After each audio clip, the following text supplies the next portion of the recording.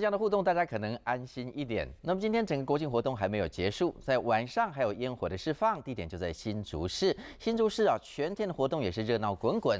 晚上本来是7点要放烟火，现在延迟了20分钟，从7点20开始。华视晚间新闻稍后会全程转播，请您锁定。那么另外在白天的活动，今天在新竹最精彩的算是神龙小组的高空跳跃。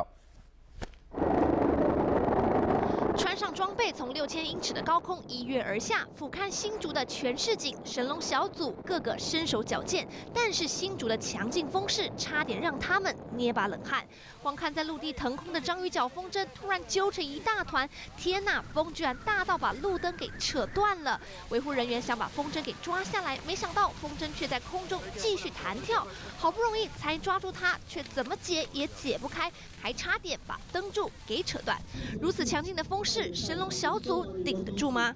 眼看国旗在空中灿烂的绽放，人都变得像蚂蚁一样小了，却依然稳健翱翔。看来这风是完全难不倒这群最精英的神龙小组。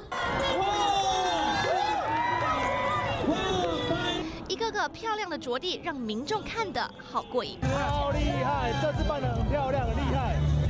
在空中也是很兴奋，跳出的那一刻就知道自己已经做到了中华民国第4民间的跳伞。